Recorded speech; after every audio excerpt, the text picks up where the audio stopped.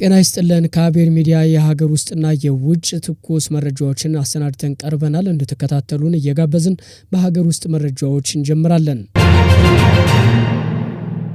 ፋይዳ ከባንክ ሂሳብ ቁጥር ጋር አላገናኛችሁም በሚል የባንክ ሂሳብ ቁጥር መዘጋቱ ከፍተኛ ቅሬታ አስነሳም። ብሔራዊ ባንክና ሌሎች ባንኮች ፋይዳ ከሂሳብ ቁጥራችሁ ጋር እስከ ግንቦት 6 2018 ዓ.ም ድረስ አያይዙ በማለት ጥሪ ሲያደርግ መቆየቱ የሚታወስ ነው። ይሁን እንጂ አያይዘንም አካውንት ቁጥራችን ታግዷል የሚሉ በርካታ ቅሬታዎች ተሰምተዋል። ከእጅ ወደ አፍ ደሞዙን ባንክ አስቀምጦ ለሽሮና በርበሬ አስቤዛ ጭምር የሚመነዝር ሰው በድንገት አካውንቱ ሲዘጋ ሊገጥም የሚችለውን የህይወት መናጋት ብዙዎች እየተነጋገሩበት ይገኛል። ብሔራዊ ንግድ ባንክም የችግሩ አሳሳቢነት ግምት ውስጥ ያላስገባ እርምጃ ነው የወሰደው በሚል በበርካቶች ወቀሳ ቀርቦበታል። የፋይዳ ቁጥርን ከባንክ ጋር ማስተሳሰር የሚኖረውን ፋይዳ ጊዜ ሰጥቶ ማስተማር ህብረተሰቡ ይጠቅመኛል እንዲል ማድረግ ሲገባ በተፈጠረው የግንዛቤ ማስጨበጫ ማነስ ብዙዎች የችግሩ ተጋላጭ ሆነዋል ተብሏል።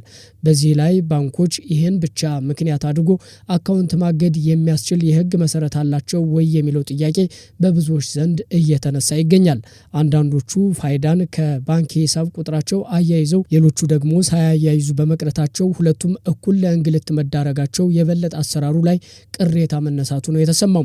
የባንክ ባለሙያውም ቴክኖሎጂው አዲስ ከመሆኑ የተነሳ ምናልባት መሳሳት ሊያጋጥም እንደሚችል አንዳንዶች ግምታቸውን አስቀምጠዋል። ምንም ይሁን ምን ፋይዳ ቁጥርን አላያያዝክም በሚል ምክንያት አካውንት ማገድ ልክ አለመሆኑ ብቻ ሳይሆን ደንበኛን ምን ያመጣል ብሎ እንደመናቅ የሚቆጠር ሲሆን ህዝብ በመንግስት አሰራር ላይ እንዲያማርር በር ከፋሽ ነው መባሉም ነው የተሰማው። ብሔራዊ ባንክም ይሁን ሌሎች ባንኮች በህዝብ ዘንድ የፈጠሩትን አለመረጋጋት መፍትሄ ሊሰጡት ይገባል ተብሏል። ይህ በእንዲህ እንዳለ የፋይዳ ተጠቃሚ እንደ ሀገር 40 ሚሊዮን ማለፉ ተገልጿል። የፋይዳ ዲጂታል መታወቂያ ምዝገባ ከተጀመረ ጊዜ አንስቶም እስካሁን ድረስ ከ40 ሚሊዮን በላይ ነዋሪዎች ዲጂታል መታወቂያ ይዘዋል። የዲጂታል ተጠቃሚው ቁጥር ማደጉ እንደ መልካም አጋጣሚ ቢወሰድም ከመታወቂያው ጋር ተያይዘው የሚነሱ ቅሬታዎች ግን አሁንም እየተሰሙ እንደሚገኙ መረጃዎች ያመላክታሉ። አቶ ጌታቸው ረዳ ጠቅላይ ሚኒስትር አብይ አህመድ ዳግም ወደ ጦርነት የመግባት ፍላጎት የላቸውም ማለታቸው ተሰማ። አዲሱ የትግራይ ኃይሎች ምክር ቤት በአዲስ አበባ ጉባኤውን አካሂዷል ተብሏል። የፌዴራል መንግስት በትግራይ ክልል በዶክተር ደብረጽዮን ገብረሚካኤል በሚመራው ቡድን ተገፍቶ ዳግም ወደ ጦርነት የመግባት ፍላጎት እንደሌለው የአደራ አስተዳደሩ ፕሬዝዳንት አቶ ጌታቸው ረዳ ገልጸዋል። አቶ ጌታቸው ይህ የመንግስት የትዕግስት አቋም ለትግራይ የፖለቲካ ኃይሎች የውስጥ ችግራቸውን በሰላማዊ መንገድ ለመፍታት ትልቅ እድል የሚሰጥ መሆኑን ተናግሯል። በአዲስ አበባ በተካሄደው የትግራይ የለውጥ ኃይሎች ጥምረት የጋራ መድረክ ላይ የተገኙት አቶ ጌታቸው ረዳ የደብረጽዮን ቡድን እየፈጸማቸው ያሉ ግልጽ ትንኮሳዎች ሀገሪቱ ወደ ሌላ ጦርነት ሊመሩ የሚችሉ ቢሆንም የፌዴራል መንግስት ግን በትዕግስት ጦርነትን ለማስቀረት መወሰኑ የሚደነቅ ነው ብለዋል። አቶ ጌታቸው በመድረኩ ላይ ባደረጉት ንግግር የፌዴራል መንግስትን አቋም ሲያብራሩ ጠቅላይ ሚኒስትሩ ወደ ጦርነት የመግባት ፍላጎት የላቸውም። ይህ ሁኔታ የደብረጽዮንን ቡድን እድሜ ለማሳጠር በትግራይ ሰላማዊ ለውጥ ለማምጣት ሰፊ መንገድ ይከፍታል ሲሉ ተደምጠዋል። ይህ የፌዴራል መንግስት ትዕግስት በትግራይ ውስጥ ለውጥ የሚፈልጉ ኃይሎች ምቹ ሁኔታን እንደሚፈጥርም አክለው ገልጸዋል። በአዲስ አበባ ግንቦት 9 2018 ዓ.ም የምስረታ ጉባኤውን ያካሄደውን አዲሱን የትግራይ ሰላምና ለውጥ ምክር ቤት ዓላማ በተመለከተም አቶ ጌታቸው ማብራሪያ ሰጥተዋል።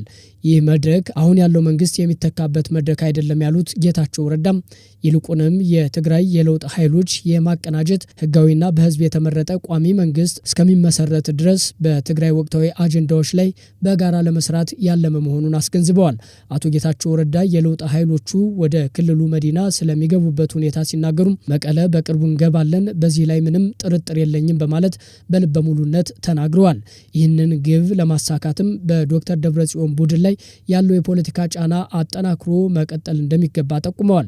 ለዚህ የፌዴራል መንግስቱ በቡድኑ ላይ ያለው ትዕግስት እየተሟጠጠ መምጣቱን እንዲሁም ዓለም አቀፉ ማህበረሰብ በትግራይ ክልል እውነተኛ ሰላምና ለውጥ እንዲመጣ ያለውን ዝግጁነት እንደ መልካም ግብዓት እንደሚጠቀምበት አስታውቀዋል። አዲስ የተቋቋመውና የምስረታ ጉባኤውን ያከናወነው ይህ ምክር ቤት ሳልሳይ ወያነ፣ ባይቶና፣ አረና ትግራይና ትንሳኤ 70 እንደርታን ጨምሮ 5 የትግራይ ተቃዋሚ ፖለቲካ ፓርቲዎችን በአባልነት ያቀፈ ነው።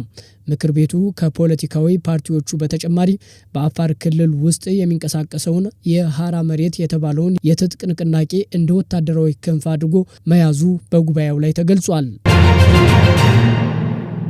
ኢንተርፖል ይናፍቃችኋል ስትል በረከት ገበሬዋ ከአየርላንድ ገለጸች። የማህበራዊ ሚዲያውን ዓለም በግብርና ስራዎቿ አስታናውጠው የነበረችውና በአሁኑ ሰዓት በፌዴራል ፖሊስ በከፍተኛ ሁኔታ እየተፈለገች የምትገኘው በረከት ገበሬዋ ሰሞኑን ማንም ያልጠበቀውን ድንገተኛ ድርጊት ፈጽማለች። ሙሉ በሙሉ ከእይታ ተሰውራ የነበረችው በረከት በድንገት በቲክቶክ ቀጥታ ስርጭት መታየቷ ታውቋል። በከፍተኛ ወንጀል የምትፈለገው በረከት በአሁኑ ሰዓት በአውሮፓዊቷ ሀገር አየርላንድ እንደምትገኝ በይፋ ተናግራለች። ይህ የቪዲዮ መልእክቷ በረከት ወርቁ አደራን በከፍተኛ ወንጀል ለሚፈልጋት የፌዴራል ፖሊስ አስደንጋጭ ሆኗል ተብሏል። እሷን ወደ ሕግ ለማቅረብና ስራዋን ለማስቆም በሚደረገው ሂደት ላይ ትልቅ እንቅፋት እንደሚፈጥር ይታመናልም ተብሏል። በረከት በራስ መተማመን በተሞላበትና ፈገግታ ባልተለየው ገጽታዋ ለተቺዎቿና እሷን ለሚፈልጉት አካላት ጠንከር ያለ መልእክት አስተላልፋለች ተብሏል። እኔን ስራ ለማስቆም የምታስቡ ሰዎች ምኞታችሁ መቼም ቢሆን አይሳካላችሁም። እኔ የትም ሀገር በማንኛውም ቦታ ሆኜ ስራዬን መስራቴን በፍጹም አላቆምም ብላለች። አክላም በውስጧ ያለውን ጥንካሬና ያላትን መንፈስ ስትገልጽ ሰዎች እኔን ወንጀለኛ ወይም ተጠርጣሪ ቢሉኝም ፈጣሪ ግን አልጠረጠረኝም፣ እግዚአብሔር ዛሬም ንጽህናዬን ያውቃል ስትል ተደምጣለች። ነገሩን ይበልጥ አነጋጋሪ ያደረገው ደግሞ በረከት በዓለም አቀፉ የፖሊስ ተቋም ኢንተርፖል በኩል በቁጥጥር ስር እንድትውል ለሚመኙት አካላት የሰጠችው ስላቅ የተሞላበት ምላሽ ነው። እኔን በኢንተርፖል አሳልፎ ለመውሰድ እኮም በጣም ይናፍቃችኋል፣ ያለሁበት ሀገር እኮ አየርላንድ ነው በማለት በቀላሉ እጃቸውን እንደማታስገባ በተዘዋዋሪ ተናግራለች። በረከት ገበሬዋ ይህንን የመከላከልና የፈተና መልእክት ብታስተላልፍም በሀገር ውስጥ ያለው እውነታ ግን አልተቀየረም። በሀገር ውስጥ በኩል በፈጸመችው ድርጊት ምክንያት አሁንም ድረስ በፌዴራል ፖሊስ በከፍተኛ ደረጃ በወንጀል እየተፈለገች ያለች ተጠርጣሪ መሆኗና የምርመራ መዝገቡ እንደተከፈተ መሆኑ ይታወቃል። ይህ የፖሊስና የበረከት ገበሬዋ ጉዳይ ወዴት ያመራ ይሆን? ኢንተርፖልስ እውነት አየርላንድ ድረስ እጁን ይዘረጋል? የብዙዎች ጥያቄ ሆኗል። ወደ ውጭ ዜናዎች ስናልፍ ደግሞ ግብጽና ኤርትራ የቀይ ባህር ጉዳይ የሚመለከተው የጠረፉን አገራት ብቻ ነው ማለታቸው ተሰማ። ቀይ ባህር ላይ የሚደረግ የትራንስፖርት እንቅስቃሴንና የወደብ ትስስርን የተመለከተ ስምምነት የተፈራረሙት ግብጽና ኤርትራ የቀይ ባህር ጠረፍ አገራትን ብቻ እንደሆነ ገልጸዋል።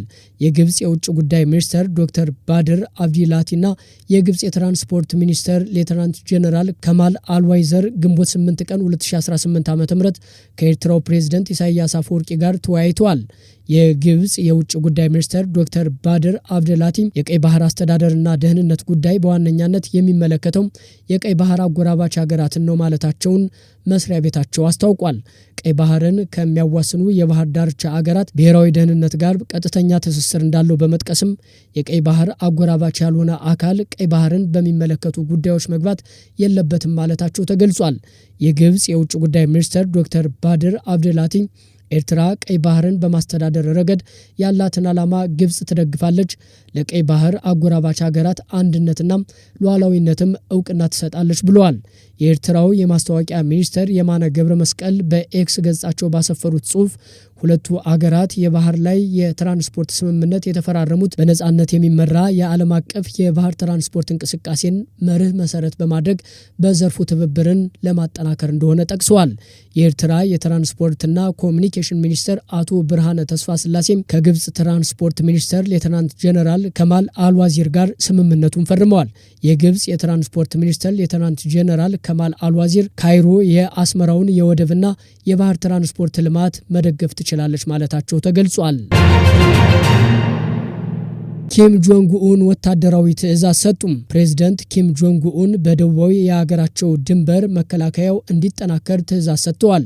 ከሰሜን ኮሪያ የተለያዩ እዞች ከተወጣጡ ወታደራዊ ኃላፊዎች ጋር ስለ ዝግጁነት መክረዋል። ከእዝ ብርጌድ አዛዦች ጋር የተወያዩት ኪም በደቡባዊ የሰሜን ኮሪያ ክፍል ያለው ድንበር ላይ ዝግጅት እንዲደረግ ማሳሰባቸው ለደቡብ ኮሪያ ፖለቲከኞች አዲስ ወታደራዊ ስጋት ጋርጦባቸዋል ተብሏል። ሊቀሰቀስ የሚችልን ማንኛውም ጦርነት ለመቀልበስ የጦሩን ትጥቅ ማዘመን፣ ቁልፍ እዞችን ማጠናከርና መሰል ዝግጅቶች እንዲደረጉም ጥሪ ቀርቧል። በደቡብ ኮሪያና አሜሪካ መካከል ያለው ወታደራዊ ትስስር ስጋት የሆነባቸው ኪሞቹም በተለያዩ ጊዜ የሚፈጸምብንን ወታደራዊ ትንኮሳ መመከት አለብን የሚል እምነት አላቸውም ተብሏል። በፒዮንግያንግና ሲኦል መካከል ያለው ወታደራዊ ውጥረት መልኩን እየለወጠ መምጣቱን የሚጠቁም ትዕዛዝ ሆኖም ተመዝግቧል። ኪም ጆንግ ኡን አዳዲስ የጦር መሳሪያ ስርዓቶች ወደ ውጊያ አውድ እንዲገቡ ተደጋጋሚ ማሳሰቢያ መስጠታቸውም አይዘነጋም። ተመልካቾች መረጃዎቻችን አብቁ። አቤል ሚዲያን ላይክ፣ ሼር እና ሰብስክራይብ በማድረግ ተወዳጁን። አብራችሁን ስለቆያችሁ እናመሰግናለን። በያላችሁበት ጥሩ ጊዜ ተመኘን። ሰላም